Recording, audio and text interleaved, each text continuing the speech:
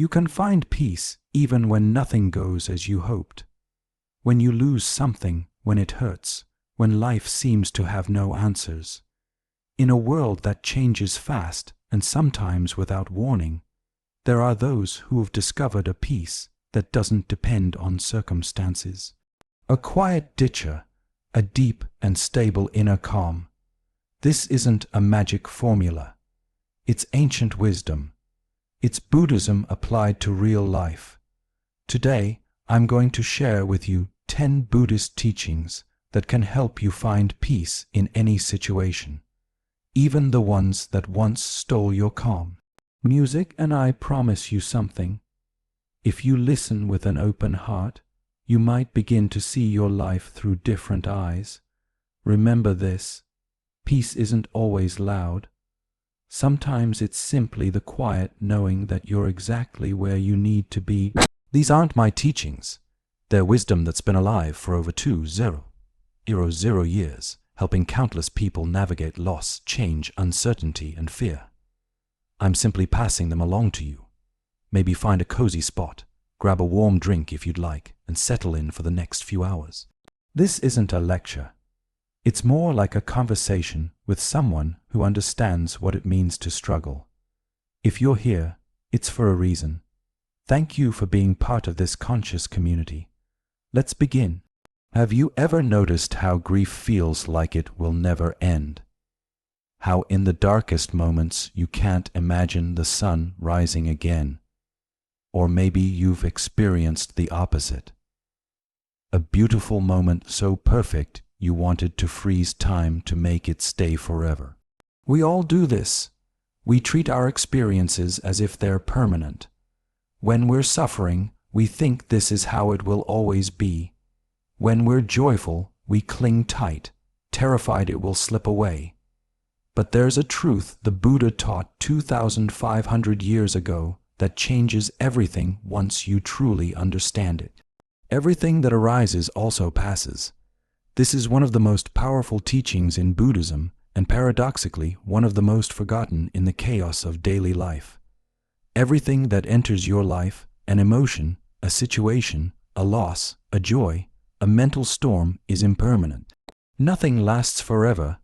Not the pain, not the euphoria, not the darkest night, not the brightest light. Life is like water. It moves, it transforms, it flows, and suffering appears when we try to make it stop. Think about it. When you're going through something difficult, a breakup, an internal crisis, a loss, the teaching of impermanence isn't meant to minimize your pain. It's not saying just get over it or don't feel sad. That would be cruel and untrue. What this teaching offers is something different. It reminds you that you are not your pain.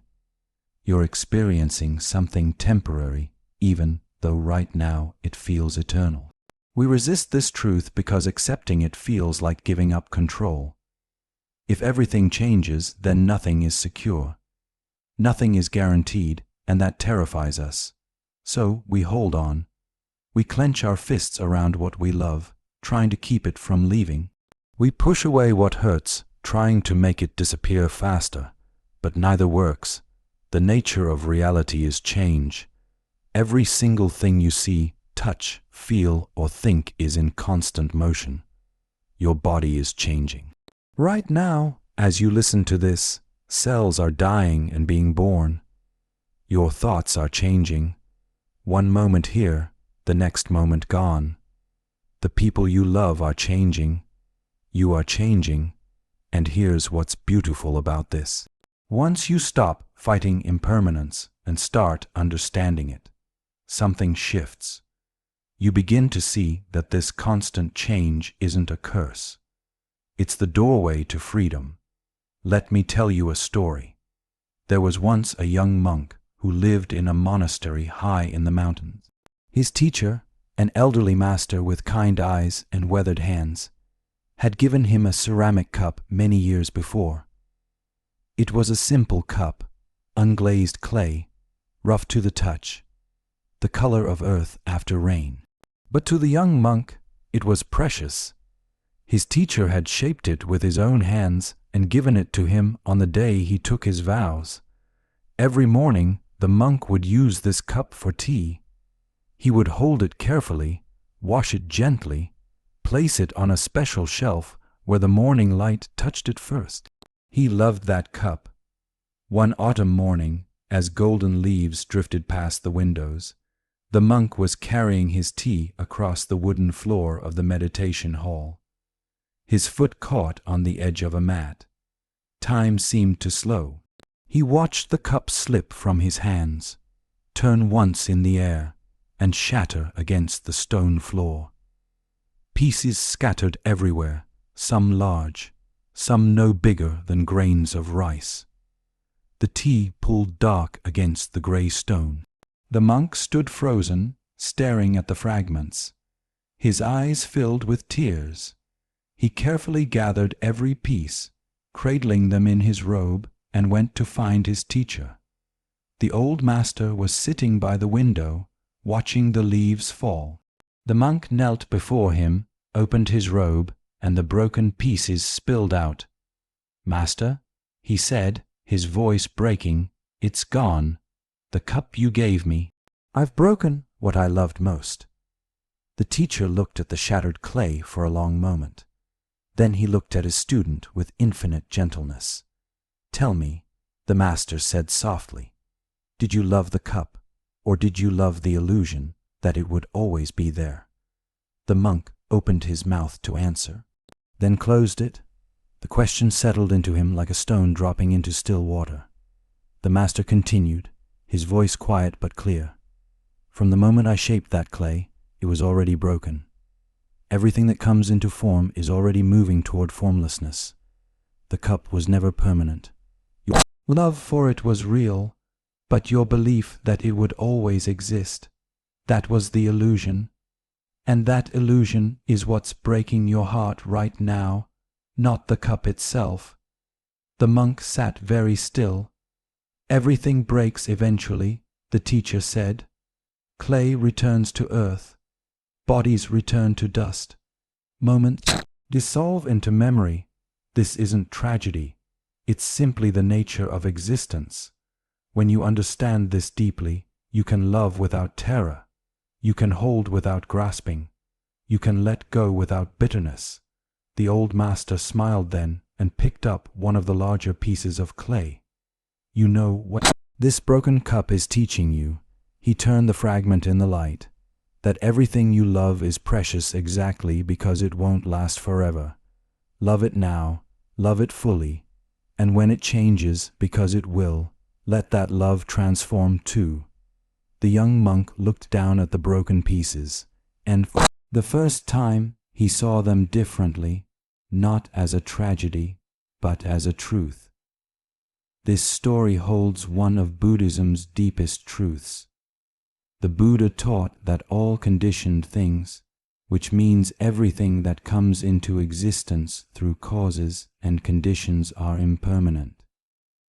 In the ancient language of Pali, the word is ana. It's one of the 3 marks of existence that the Buddha said characterizes all of life. He didn't teach this to make us sad or nihilistic. He taught it to free us from suffering. Because when you deeply understand that everything changes, you stop demanding that life be different than it is. You stop exhausting yourself trying to make temporary things permanent. You stop living in constant fear of loss. Instead, you learn to be present with what is while it is. This is what liberation looks like in the Buddhist sense. Not escaping from change, but being at peace within it. So, how do you work with this teaching in your actual life? Start by watching your emotions like you'd watch weather passing through the sky. When anger arises, notice it. Don't push it away. Don't judge yourself for feeling it, but also don't believe it will last forever. Say to yourself, "This is anger and it's changing." When sadness comes, let it be there. Feel it fully, but hold it lightly. This is sadness and it's changing. Even joy, especially joy, practice this with. When something wonderful happens, be fully present for it. Don't cloud it by worrying about when it will end. Instead, let yourself think, this is beautiful, and I'm here for it now, knowing it will change. There's a phrase that's helped countless people navigate difficult times. 4 simple words, this too is changing. Not this too shall pass, which can feel dismissive, but this too is changing. It's gentler, more accurate, because nothing passes and disappears completely. Everything transforms into something else. Your grief will change into different grief, then into memory, then into wisdom. Your anxiety will change into calm, then perhaps into other feelings, then into understanding. Nothing stays the same. And here's the paradox that makes this teaching so profound. Impermanence isn't a punishment, it's a blessing. It means that this moment, right now, the one you're living as you hear these words, is completely unique. It will never happen again in exactly this way. The sound of your breath right now is unrepeatable. The way the light falls where you are is singular. This present moment is both ordinary and absolutely sacred precisely because it's temporary. When the Buddha taught about impermanence, he wasn't being pessimistic. He was pointing toward a deeper way of living. If you truly understand that everything changes, you start to notice what doesn't change. The awareness that watches it all, the stillness beneath the movement, the peace that exists regardless of conditions. Take a moment now, just breathe. Think about something you're holding on to. Maybe an emotion you can't seem to let go of. Maybe a situation you're resisting. Maybe a version of yourself you're trying to keep alive even though you've already changed. Ask yourself gently, what would it feel like to acknowledge that this is already changing? Not to force it to change, not to push it away, but simply to recognize its temporary nature. And here's the thing about this teaching. It applies to everything. Your hardest moment right now is changing. Your deepest wound is changing. Your identity is changing. Even your understanding of these words is changing as you hear them. The Buddhist path asks you to do something that feels counterintuitive. To traverse your pain rather than escape it. To feel it rather than numb it. To observe it rather than become it. Because when you stop resisting what is and start being present with it, knowing it will change, you discover a freedom that circumstances can't touch. Every time life becomes difficult, remember this teaching like a gentle friend reminding you of the truth. This is changing, and every time you experience something beautiful, remember it too. This is changing. So, I'm going to be fully present for it right now. That's how impermanence becomes wisdom instead of sorrow. And this brings us naturally to a question. If everything changes, why do we suffer so much when things do? Why does change feel like loss? The answer lies in our next teaching, one that goes even deeper into the heart of human suffering. Because the pain doesn't come from change itself. It comes from how tightly we hold on trying to stop the river from flowing. Think about someone you love or something you treasure.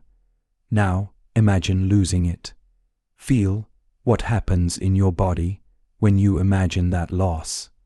The tightness in your chest, the fear that rises, the thought, I can't live without this. We've all been there.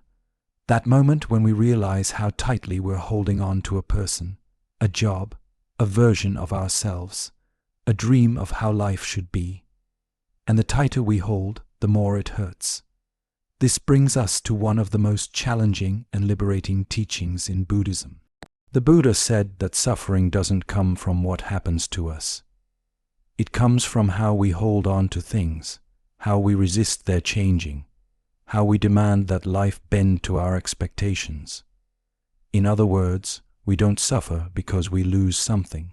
We suffer because we insisted it should stay. This is one of the pillars of Buddhist understanding, and it might be one of the hardest truths to accept because it confronts us directly with the root of our pain. The Buddha taught that suffering, what he called dukkha, arises from tanha, which means craving or thirst, and upana, which means clinging or grasping. Let's be clear about what this means. It's not saying you shouldn't care about things. It's not saying you shouldn't love people. That would be a cold, inhuman teaching, and Buddhism isn't that. What it's saying is something more subtle and more profound. There's a difference between loving and clinging. Love is open. Love says, I care deeply about you, and I want you to be free, even if that freedom takes you away from me. Love is present. Love appreciates what is here now without demanding it stay forever. Clinging, on the other hand, is born from fear. Fear of loss, fear of emptiness, fear of change, fear of being without the thing or person we believe we need in order to be whole. Clinging says, you must stay exactly as you are because I've built my sense of safety around you. Clinging says, if this changes, I won't survive. And here's what happens when we live from that place of clinging. Every moment becomes tinged with anxiety. We can't fully enjoy what we have because we're terrified of losing it. We try to control people, situations, even our own feelings, desperately attempting to freeze life in place. But life won't freeze. It keeps flowing, changing, moving, and every time it does, we feel like something is being torn from our hands. The teaching isn't that you shouldn't care. The teaching is that clinging doesn't protect you from loss. It just makes you suffer before the loss even happens. Let me share a story that illuminates this. There was a monk, young Ernest, devoted to his practice. He lived in a small monastery nestled in a valley where mist gathered each morning like a blessing. His teacher was a woman known throughout the region for her wisdom, though she lived simply, owned almost nothing, and spoke rarely. One year, on the anniversary of the monk taking his vows, his teacher gave him a gift. It was a bowl, a begging bowl made of dark wood, smooth as river stone, light as a whisper in his hands. The teacher had carved it herself over many months, and into the bottom she had etched a single lotus flower. Use this for your practice, she told him. Let it remind you why you're here. The monk treasured that bowl. Each morning, he would carry it through the village, receiving offerings of rice and vegetables from people who respected the monastery. Each evening, he would clean it with great care, running his fingers over the carved lotus, feeling its smooth petals. The bowl became to him more than an object. It was his connection to his teacher, proof of his commitment, a sacred trust. Years passed. The bowl aged beautifully, its wood darkening with time and use, taking on a deep luster. Then one winter morning, as the monk was crossing a wooden bridge over the stream that ran behind the monastery, his sandal caught on a loose board. He stumbled. The bowl flew from his hands. He watched. It felt like watching in slow motion as the bowl arced through the cold air and disappeared into the rushing water below. The stream was swollen from recent rain, moving fast and dark. The bowl was gone in an instant, swept downstream toward the river, toward the sea, toward places he would never reach. The monk stood on the bridge, frozen. Then he fell to his knees and wept. He wept not just that day, but for days after. He couldn't eat. He couldn't meditate. He felt as though he had lost something irreplaceable, as though part of himself had been swept away with that wooden bowl. His teacher noticed, of course. She watched him move through the monastery like a ghost, his eyes distant, his practice hollow. Finally, one evening, as the sun was setting, she asked him to walk with her in the garden. They walked in silence for a while, their feet crunching on the gravel path. Then the teacher stopped beside a cherry tree, its branches bare in the winter cold. "Tell me," she said gently, "what have you lost?" "The bowl you gave me," the monk said, his voice breaking. "The one you made with your own hands. It's gone." "I see," the teacher said. She looked up at the bare branches above them. "And what did that bowl mean to you? Everything," he whispered. "It meant I was worthy. It meant you believed in me. It meant I belonged here." The teacher turned to him then, and her eyes were infinitely kind. "My dear student," she said, "you never needed that bowl to be worthy. You don't need any object to prove you belong. What you're grieving isn't the bowl. It's the illusion that your value depended on possessing it." The monk looked at her, tears streaming down his face. "I carved that bowl with love," the teacher continued, "and I gave it to you with love, but I never gave you your worthiness. You already had that. The bowl was just a bowl. Beautiful, yes. Useful, yes. But in the end, just a piece of wood that came from a tree and will eventually return to the earth one way or another." She touched his shoulder gently. "You transformed that bowl into something else in your mind, into proof, into security, into identity. And then, when the bowl did what all physical things do, changed, moved, disappeared, you felt like you were losing yourself. But you're still here. You're still whole. Nothing essential has been lost." The monk stood very still, letting her words sink in. "This is what attachment does," the teacher said softly. "It takes our love, our care, our appreciation, all beautiful things, and adds fear to them. It says, 'I must keep this forever, or I will be destroyed.' And that fear poisons every moment, turning love into desperation, turning appreciation into anxiety." She paused, looking at the bare tree again. "In spring, this tree will bloom.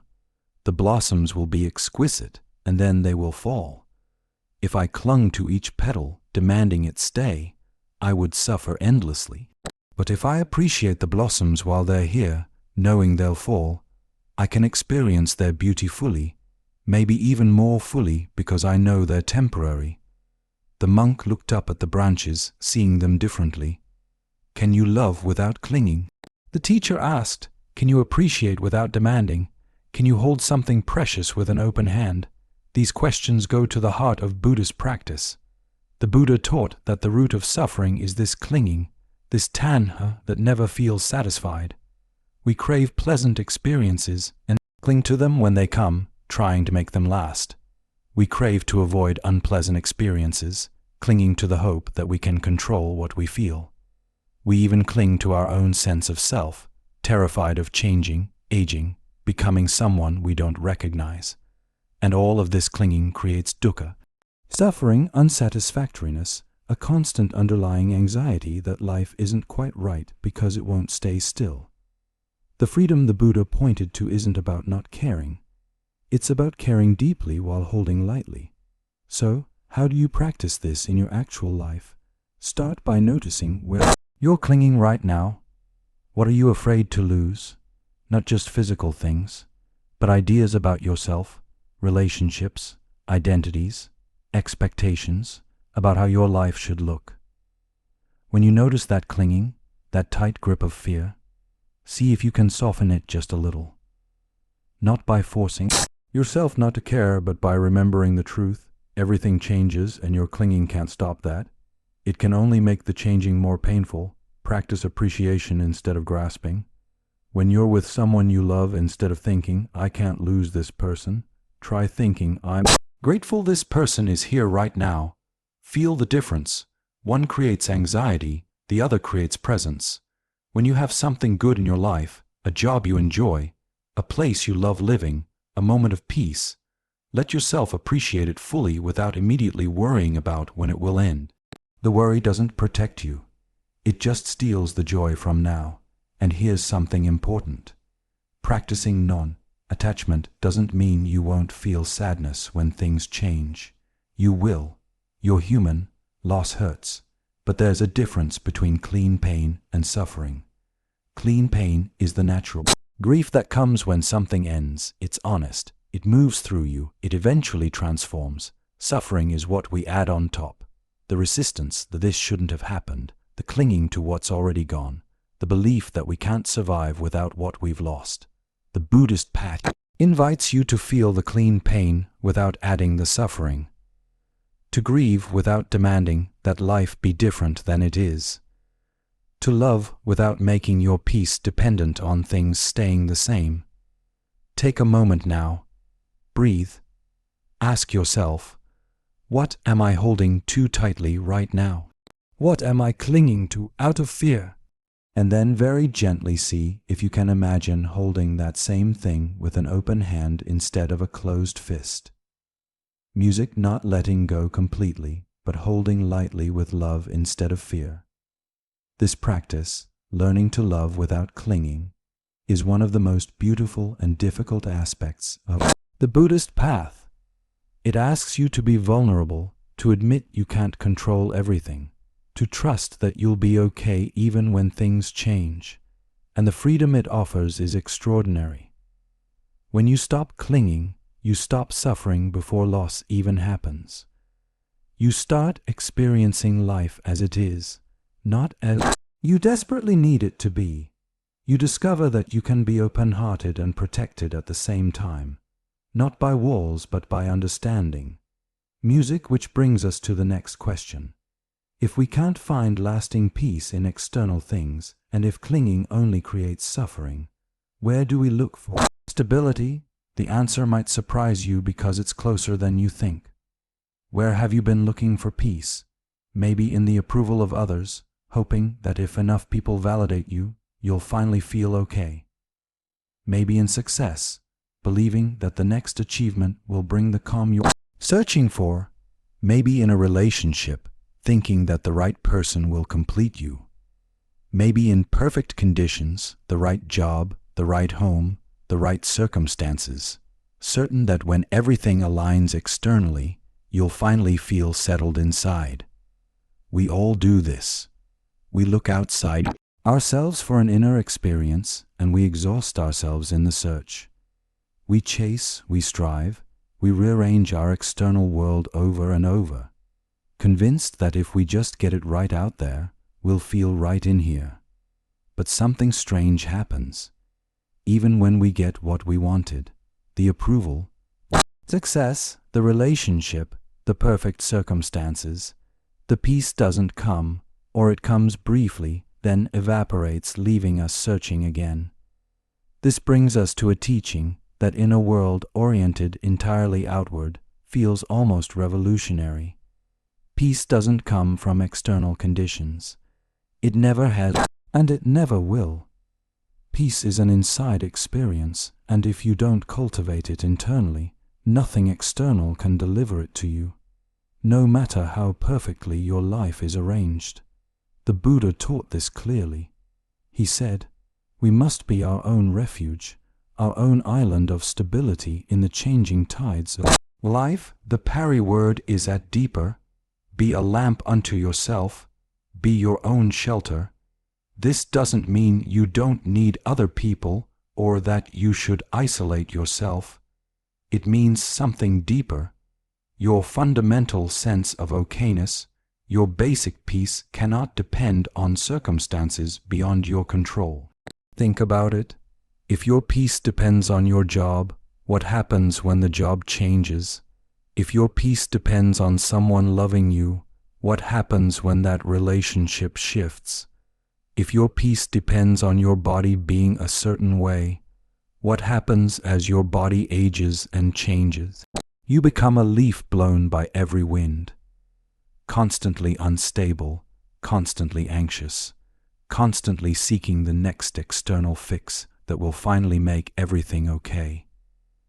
External things, jobs, relationships, achievements, possessions, they're all impermanent, as we've already explored. Building your peace on them is like building a house on shifting sand. You can spend your whole life constructing it, but it will never feel solid because the foundation isn't stable. The Buddhist path asks you to do something radically different. To turn inward, to cultivate peace as an internal practice, not as an external achievement. But how? In a culture that trains us from birth to look outside ourselves for answers, how do we learn to find stability within? Let me share a story. There was a disciple who had been practicing for several years, studying texts, performing rituals, following every instruction his teacher gave. But despite all his efforts, he felt restless, unsettled, like something essential was missing. One day, unable to bear the agitation any longer, he went to his teacher. "Master," he said, "I've done everything you've asked. I wake early, I meditate, I study, I practice kindness, but I still don't have peace. Where can I find it? Should I travel to the sacred mountains? Should I study with different teachers? Tell me where to go and I'll go there." The teacher looked at him for a long moment. Then, without speaking, he reached out and gently placed his hand on the disciple's chest right over his heart. "The peace you're seeking," the teacher said quietly, "isn't in the sacred mountains. It isn't in ancient texts. It isn't in the approval of teachers or the achievement of states. It's here, right here, where my hand rests now." The disciple looked confused. "But I don't feel it there," he said. "I know," the teacher replied. "That's because you've never stopped running long enough to notice it. Close your eyes. Don't go anywhere. Just be here." The disciple closed his eyes, still feeling the warmth of his teacher's hand on his chest. Now the teacher said, "Feel your breath. Just the simple movement of air coming in, air going out. Don't try to breathe in any special way. Just notice what's already happening." The disciple brought his attention to his breath. At first, his mind immediately wandered to his plans, his worries, his endless list of things he thought he needed to do or be or achieve. "Come back," the teacher said softly. "Just breathe this moment, nothing else." Slowly, gradually, the disciple's awareness settled into the rhythm of breathing in, out. And as he stayed there, not going anywhere, not trying to fix anything, not seeking anything outside this simple experience, something shifted. Beneath all the noise of his thoughts, beneath all the restlessness and seeking, there was a stillness. It had been there all along, like the quiet depths of the ocean beneath the surface waves. When he opened his eyes, tears were streaming down his face. "It was here the whole time," he whispered. "Yes," the teacher said, smiling gently. "It's always here. You are the peace you've been seeking. But you have to stop running toward it and start being it." This is what the Buddha meant when he taught that we must be our own refuge. There's a famous teaching where he said, "Be a lamp unto yourself. Be your own refuge. Seek no outside refuge." He wasn't saying don't learn from teachers or don't find support in community. He was saying something more fundamental. No one else can give you your peace. No external circumstance can deliver it. You have to discover it within yourself, cultivate it as a practice, and learn to access it regardless of what's happening around you. Your inner space is like a temple. But if you never enter it, if you spend all your time trying to perfect the exterior world, you'll never know the sanctuary that already exists inside you. And here's what's beautiful about this teaching. It's not asking you to create something new. The peace is already there. You don't have to manufacture it or earn it or achieve it. You just have to stop abandoning yourself long enough to notice it. So, how do you practice this? Start by creating what I call sacred pauses throughout your day. These are moments where you deliberately stop the outward motion and come back to yourself. It can be as simple as closing your eyes for 30 seconds and taking 3 conscious breaths. Just breathing, noticing the air moving in and out, feeling your body alive and present. when you feel scattered or anxious or lost, instead of immediately reaching for your phone or a distraction or trying to fix something external. Pause. Place your hand on your chest like the teacher in the story and ask yourself, can I come home for a moment? Home isn't a place out there. Home is the awareness that's always here, witnessing everything, unchanging, even as everything changes around it. Your breath is your most reliable doorway back to this inner refuge, not because breathing is magical, but because it's always happening right now in this moment in your body. When you bring your attention to your breath, you're automatically bringing yourself into the present moment, into your body, into the only place where peace actually exists. Try it right now. Take a breath and really feel it. Feel the cool air entering your nose, the expansion of your lungs, the gentle release as you exhale.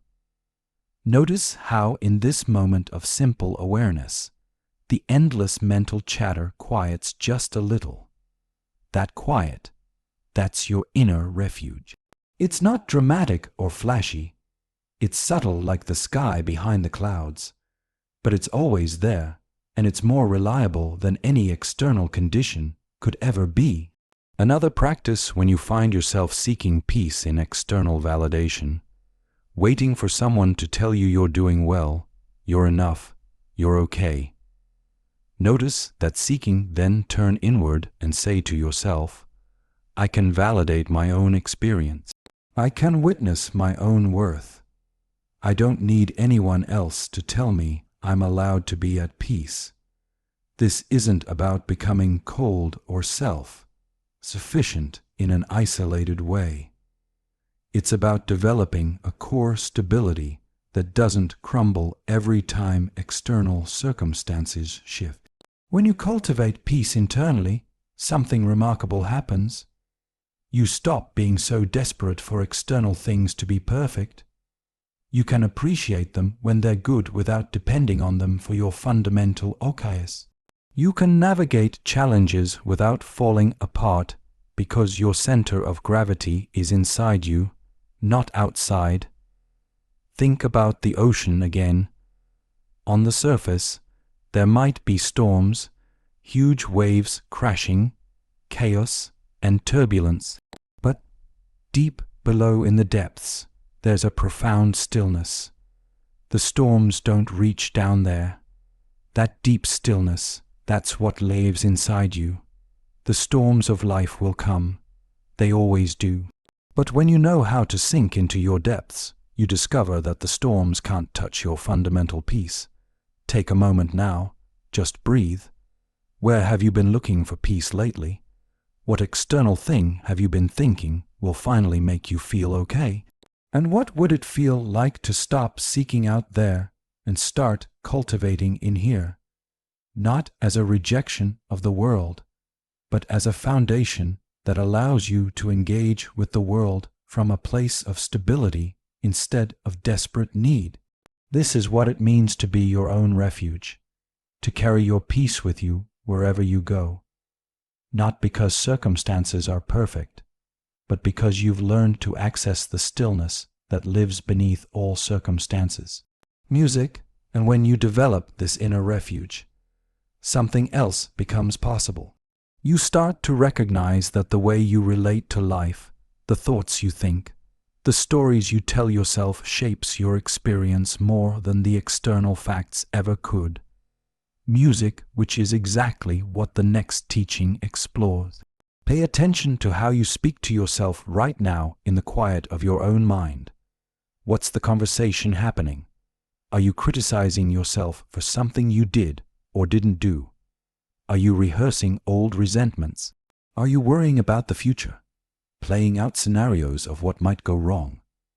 Most of us aren't even aware of this constant internal dialogue, but it's there running like background music. We've learned to tune out. And here's what the Buddha understood 2,500 years ago. These thoughts aren't neutral. They're not just passing clouds with no impact. Every thought you think repeatedly is creating a pathway in your mind. Like water running down a hill, always taking the same route, eventually carving a channel that becomes deeper and deeper over time. Think about it this way. If you habitually think I'm not good enough, that thought doesn't just come and go. Each time you repeat it, you're strengthening that neural pathway, making it easier for that thought to arise again, until eventually it becomes your default setting, the lens through which you see yourself and your life. This is what the Buddha was pointing to when he taught about mind cultivation, or Citta Baddha in Pari.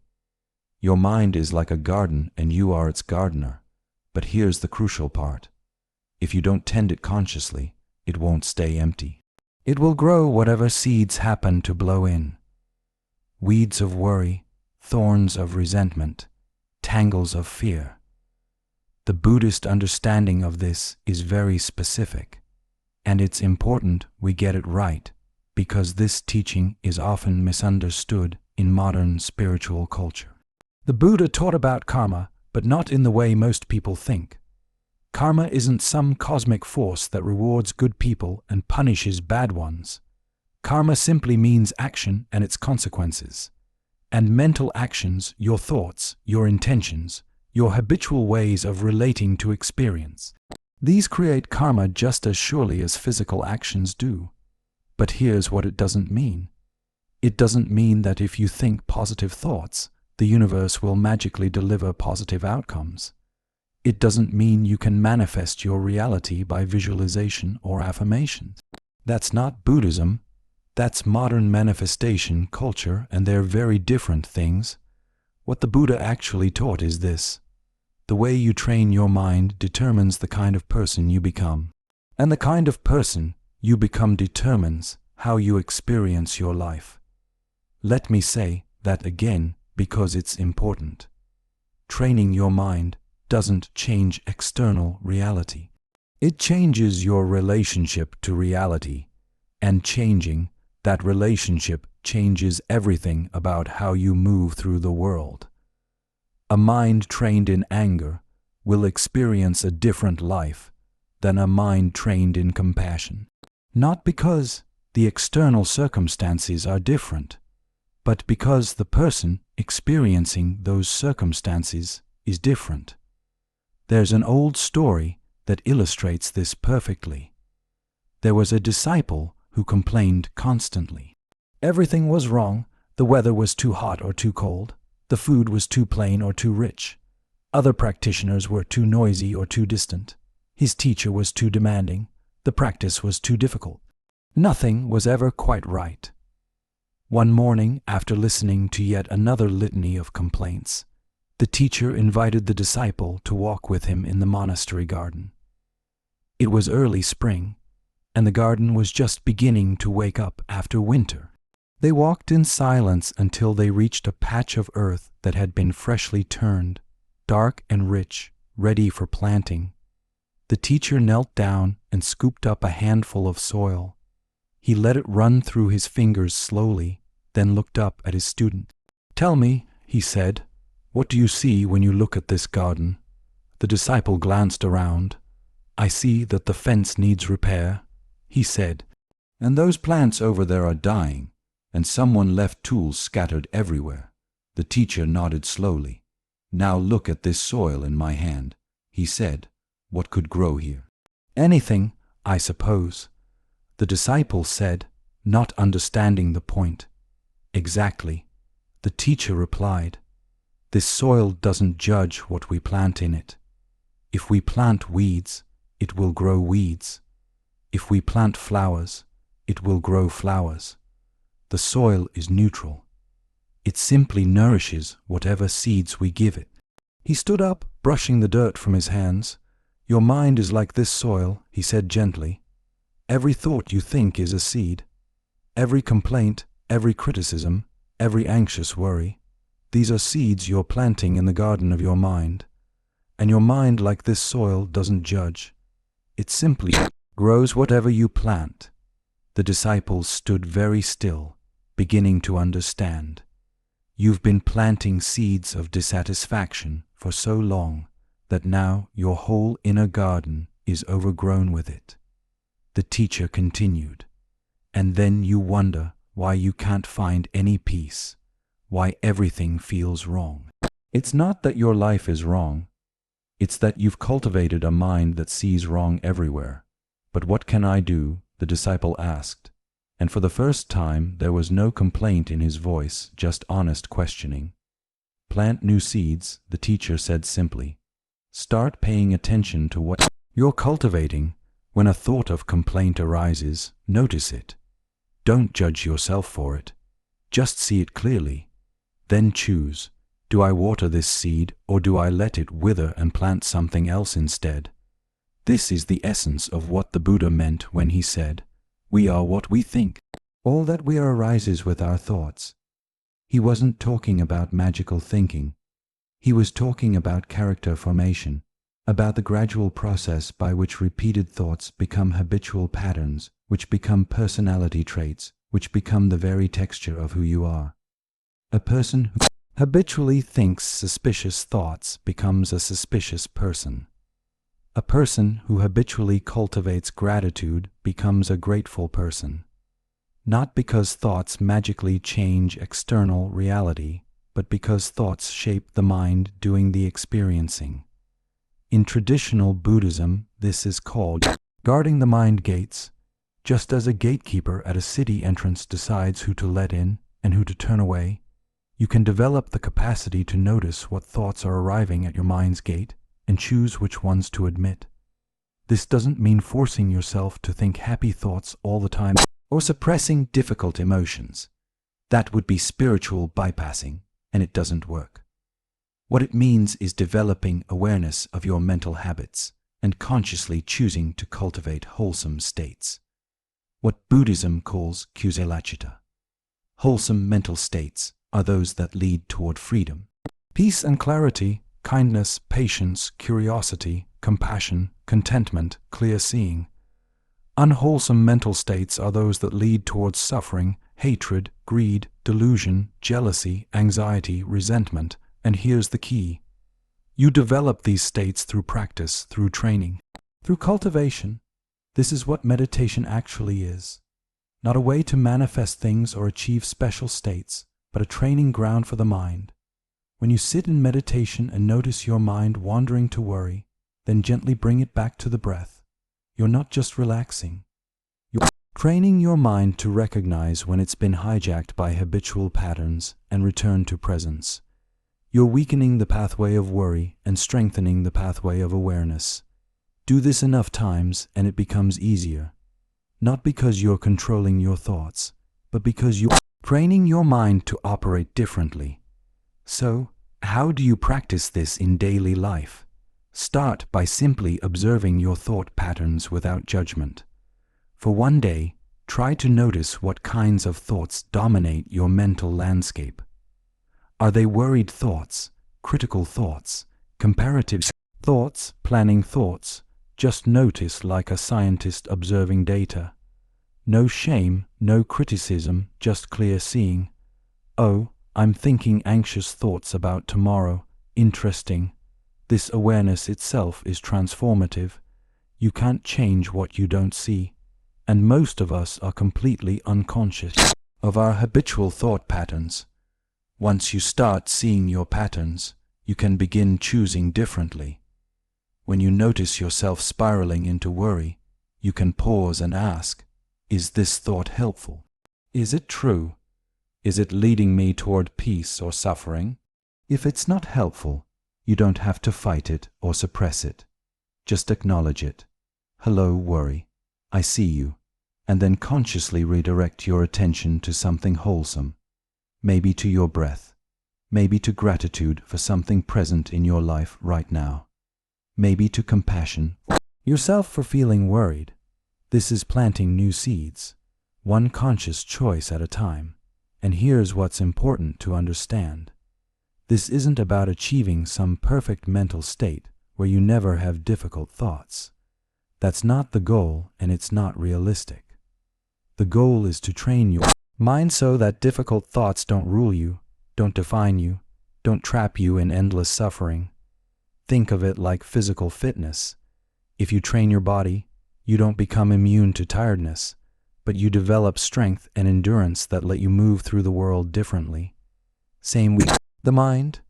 You train it not to eliminate all difficulty, but to develop the capacity to meet difficulty with wisdom instead of reactivity.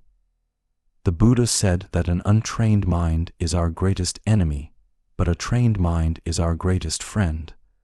And the training happens here in the garden of daily thoughts, one seed at a time.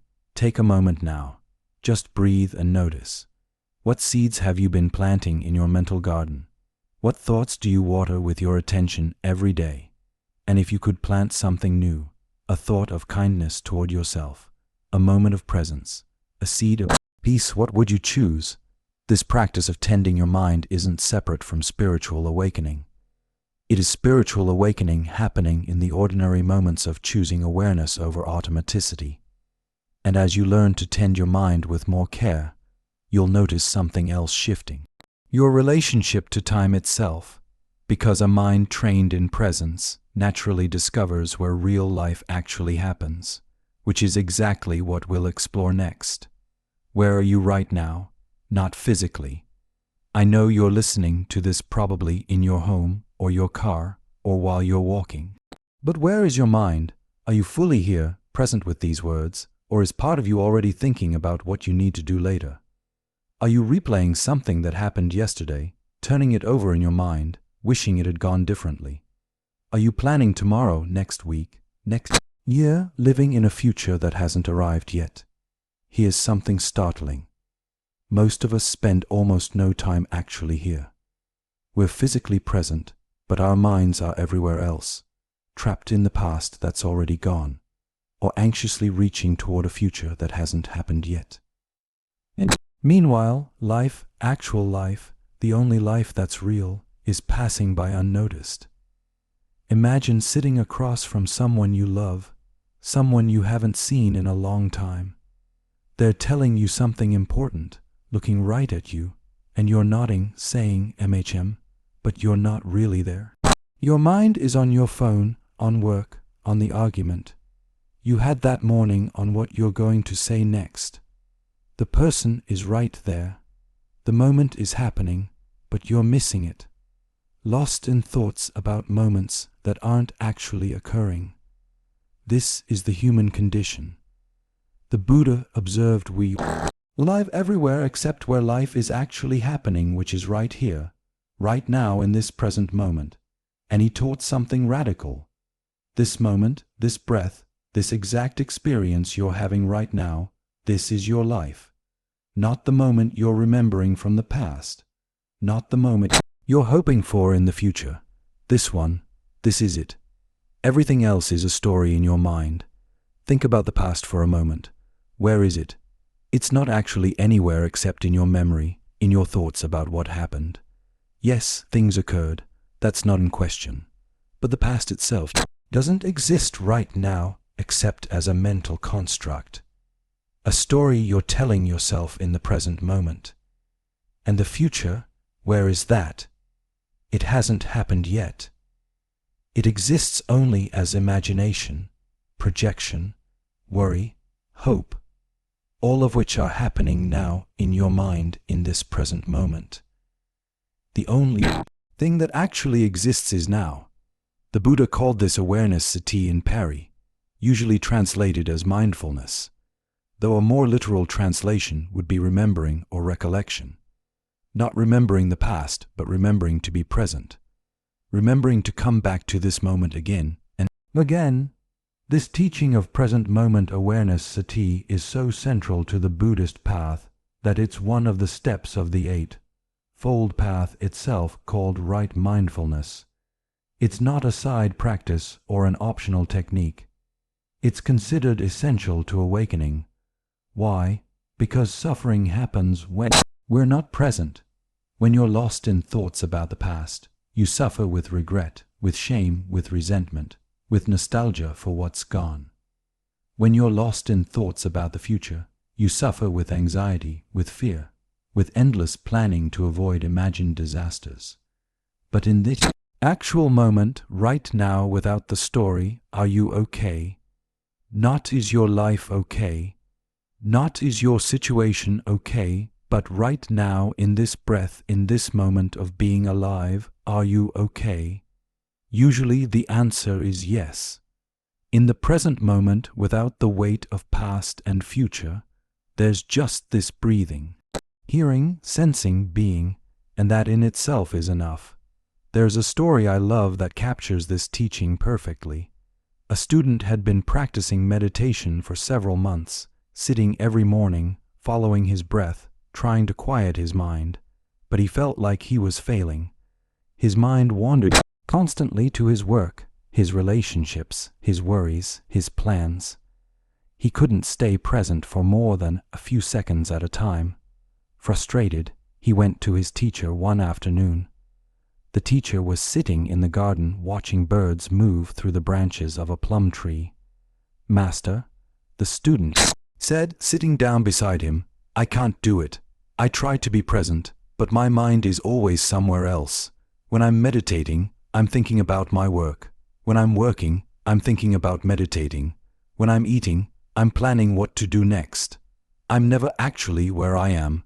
The teacher was quiet for a moment, still watching the birds. Then he turned to his student and asked simply, "Where are you right now?" The student blinked, confused by the question here. "Master, in the garden with you." "And your mind?" The teacher asked gently. "Where is it?" The student paused, thinking about what you're going to say next. He admitted, "And worrying about whether I'm answering correctly and feeling frustrated that I can't just be present." "So you're not here at all," the teacher said, but there was no judgment in his voice, only kindness. "Your body is here in the garden, but you are somewhere else entirely in the future. In thoughts about yourself, in stories about your inadequacy." The student nodded, feeling the truth of it. "Here is what I want you to understand," the teacher said, turning to face him fully. "Every time your mind wanders, and it will wander, that's what minds do. You have a choice. You can stay lost in the thoughts living in the past or future, or you can notice you've wandered and come back right here, right now to this breath, to this moment. That returning, that's the practice." He gestured to the birds in the tree. "Watch them for a moment," he said. The student turned his attention to the birds. They were hopping from branch to branch, occasionally flying to another tree, then returning completely absorbed in the present moment of being alive. "They're not worried about the nest they built last year," the teacher said softly. "They're not anxious about where they'll find food tomorrow. They're just here doing what needs to be done, fully present with life as it is. This is what humans have forgotten, how to be where we are." The student watched the birds, and slowly his mind began to settle into the watching. The sounds of the garden grew clearer, leaves rustling, a distant stream, his own breathing. For just a few moments he wasn't anywhere else. He was here, there, the teacher said, noticing the shift. "That's it. You just touch the present moment. If you can do it once, you can do it again and again until being present becomes more natural than being lost. This is the practice the Buddha taught, not achieving some perfect state of constant presence, but simply returning again and again, bringing yourself back from wherever your mind has wandered to where life actually is here now. Music, the Buddha said it clearly.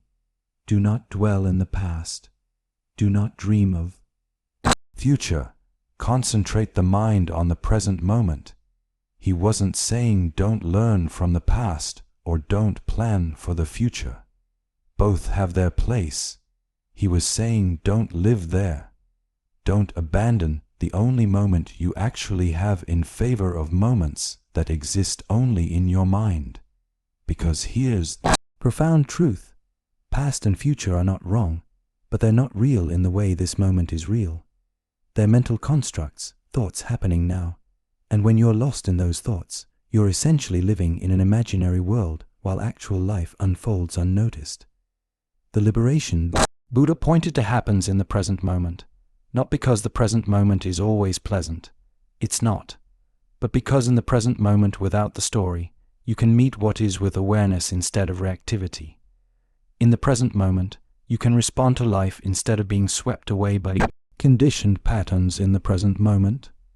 You have access to choice, to clarity, to the peace that exists beneath thoughts. So, how do you practice this? Start simple right now as you're listening to this. Bring your full attention to your breath, not changing it, not controlling it, just noticing it. The cool air entering your nostrils, the expansion of your chest, the gentle release of the exhale. This breath is happening right now. It's the most reliable doorway back to the present moment that you have throughout your day. Pause and take 3 conscious breaths. Just 3, fully aware of each one, letting everything else fade into the background for just those few seconds. When you're eating, actually taste your food. Notice the texture, the temperature, the flavors. How often do you eat an entire meal without really tasting a single bite because your mind is elsewhere? When you're with someone, practice being fully there, not formulating your response while they're still talking, not checking your phone, just listening, present here with this person in this moment. The Buddha taught a formal practice called the 4 foundations of mindfulness. Mindfulness of body, mindfulness of feelings, mindfulness of mind, and mindfulness of Dharma. But at its core, it's all the same practice, bringing clear awareness to what's actually happening right now. Mindfulness of body, noticing sensations, breath, posture, movement as they occur. Mindfulness of feelings, recognizing pleasant, unpleasant, or neutral tones in your experience without getting lost in them. Mindfulness of mind, observing the state of your mind scattered or calm, anxious or peaceful without judgment. Mindfulness of Dharma, seeing the patterns, the teachings, the truth of how things are. In your direct experience, all of this happens here now, never in the past, never in the future, always in this moment. And here's what's beautiful. The present moment is always available. No matter how lost you've been, no matter how far you've wandered into thoughts about past or future, you can always come back. Music right now, this breath here, take a moment now and just be present. Not thinking about being present, but actually being it. Feel your body where it's supported. Hear the sounds around you without naming them. Notice you're alive right here, right now. This moment, this is your life, not the life you remember, not the life you're planning. This one, and it's enough. When you truly understand this, when you begin to live from this awareness, more and more, something remarkable happens. You start to see other people differently, too. You start to recognize that everyone just like you is struggling and seeking in their own way. And that recognition opens the door to something the Buddha considered essential, compassion, which brings us to perhaps one of the most transformative teachings of all, understanding the universal nature of suffering and our shared longing for peace.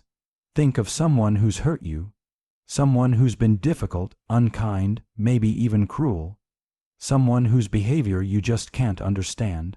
Now imagine this. What if that person was acting that way because they were in pain, not as an excuse? Pain doesn't excuse harm, but as an explanation. What if beneath their angry words or cold distance or hurtful actions, there was suffering they didn't know how to handle? This is one of the most challenging and transformative teachings the Buddha offered. He taught that every single being without exception is trying to avoid suffering and find some sense of peace. Every single one. The person who cut you off in traffic, who snapped at you, who betrayed your trust, who can't seem to show up the way you need them to. They're all doing the best they know how to do with the level of understanding they have, trying to escape their own pain. Most of the time they're doing it badly. Most of the time, their attempts to avoid their own suffering create suffering for others. But they're still just trying to be okay just like you are. This understanding is the foundation of what Buddhism calls karuna, compassion.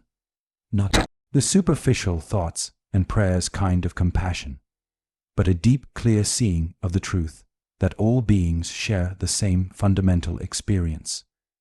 We all know what it's like to hurt, and we all want that hurt to stop. The Buddha's first noble truth that life involves suffering, dissatisfaction. Unsatisfactoriness doesn't just apply to you, it applies to everyone.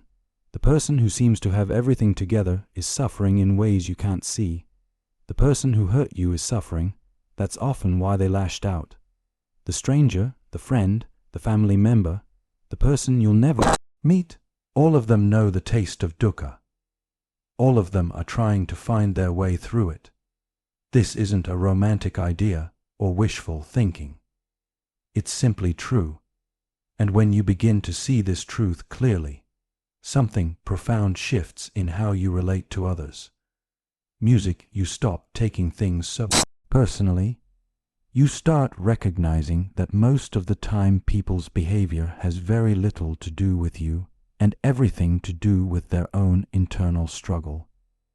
You develop what the Buddha called the mind of great compassion, the ability to hold the suffering of others with understanding even when their suffering has caused you harm.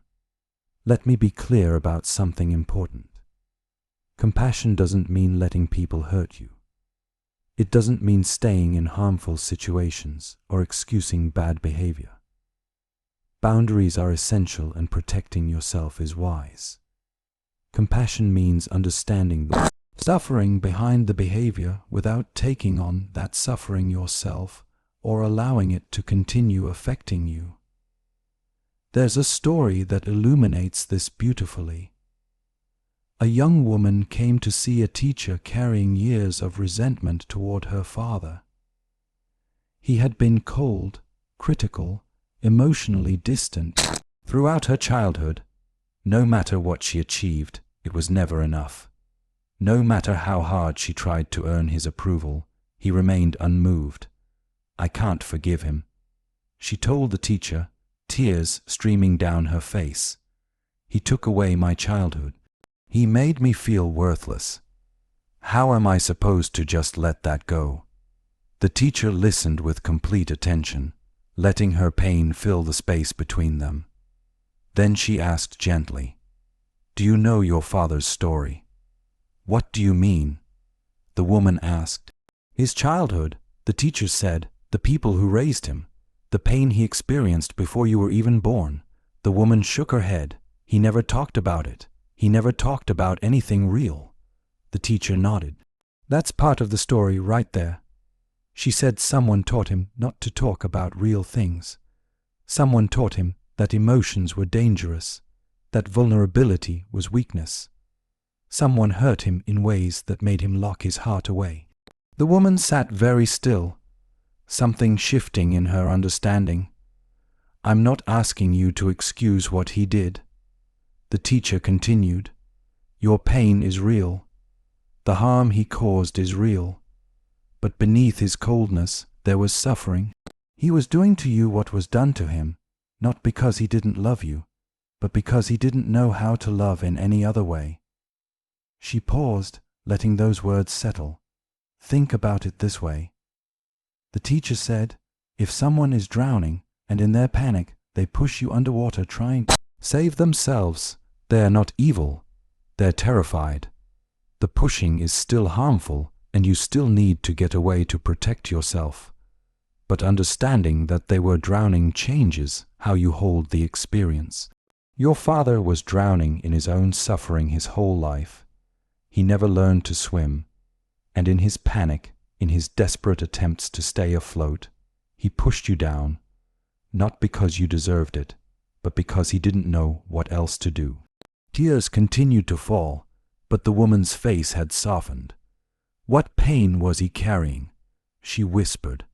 "I don't know," the teacher said honestly, "but he was carrying something heavy enough to close his heart to his own child."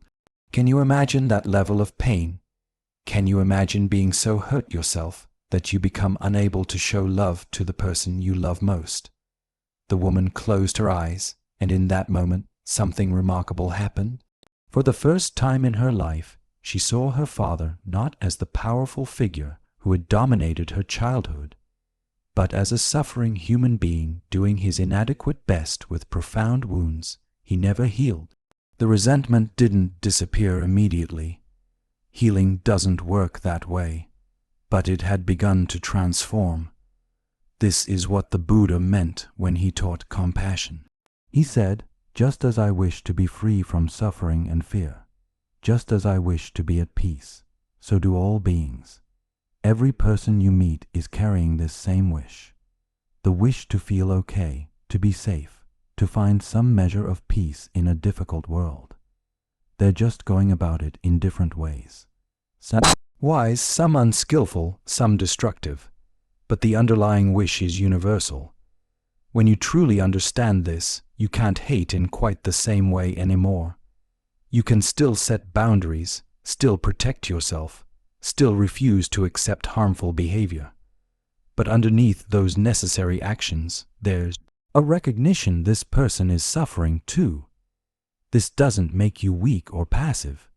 In fact, it makes you clearer because when you're not caught up in reactive anger or fear, you can respond to situations more wisely. Buddhism teaches a practice called metta, loving kindness, that helps cultivate this understanding. It's simple but profound. You start by offering kind wishes to yourself. May I be free from suffering. May I be at peace. May I be safe. Then you extend those same wishes to someone you love. May you be free from suffering. May you be at peace. May you be safe.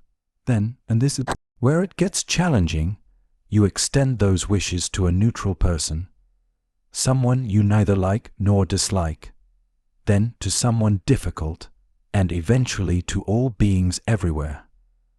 The practice isn't about forcing yourself to feel love for people who have harmed you. It's about recognizing the shared truth: we all want to be free from pain. Music, we all deserve peace, even when we're not skillful at finding it. This practice changes you from the inside out. You start to see people with more clarity and less judgment. You recognize suffering in its many disguises: anger, arrogance, coldness, cruelty, and you understand that these are all just clumsy attempts to protect a wounded heart. Now, here's something crucial. Having compassion doesn't mean allowing harm to continue. If someone is treating you badly, compassion might look like setting a firm boundary. I understand you're hurting, but I can't allow this behavior to affect me anymore. Compassion isn't about being a doormat. It's about seeing clearly and responding with wisdom instead of reactive emotion. Sometimes the most compassionate thing you can do is walk away from someone whose suffering is spilling over as harm. You can wish them well from a distance while protecting your own peace. Understanding why someone acts a certain way doesn't mean you have to accept being treated that way. You can hold both truths at once.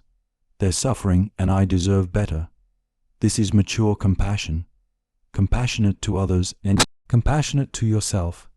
Take a moment now and think of someone who's been difficult in your life.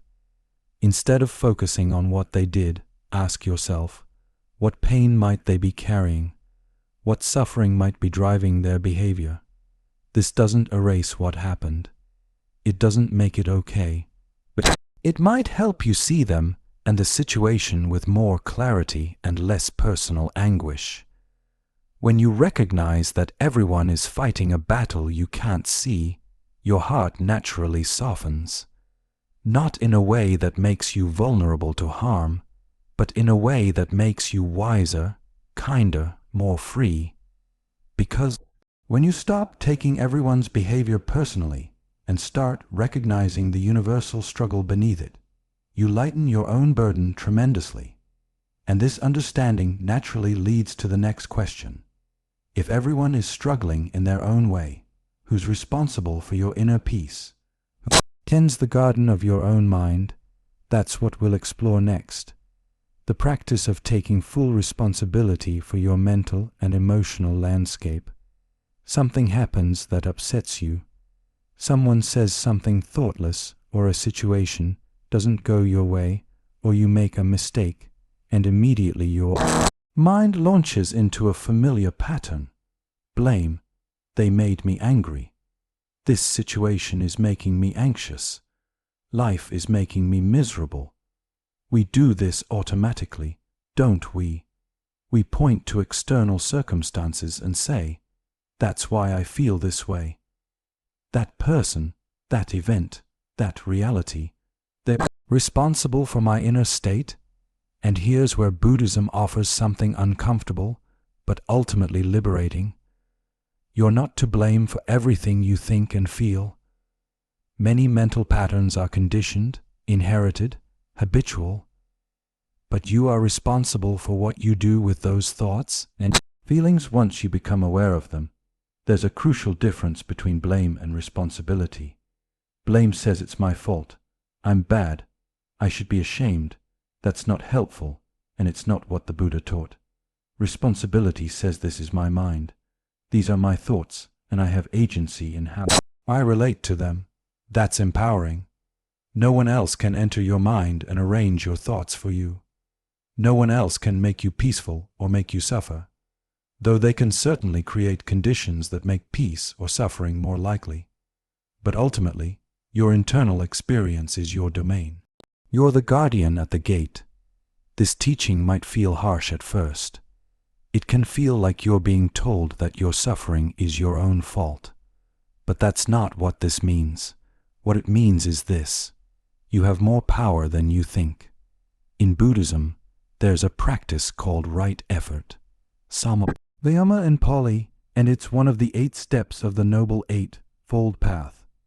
Right effort isn't about straining or forcing or white-knuckling your way through life. It's about tending your mind with wisdom and care. The Buddha described 4 aspects of right effort. First, preventing unwholesome mental states from arising.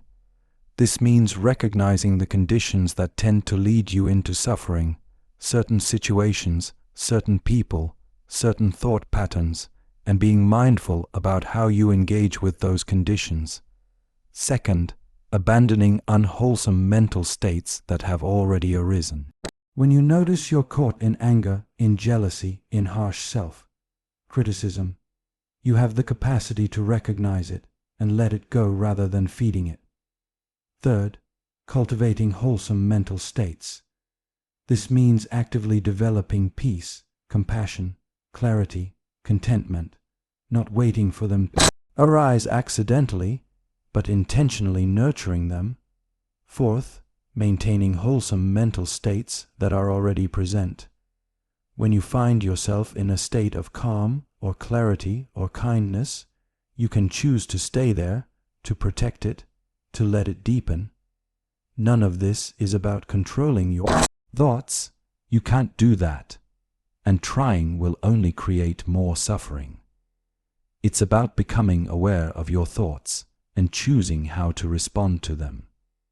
You're not the author of every thought that appears, but you are the guardian who decides which thoughts to invite in, which to acknowledge, release, and which to cultivate. Let me share a teaching that makes this clearer.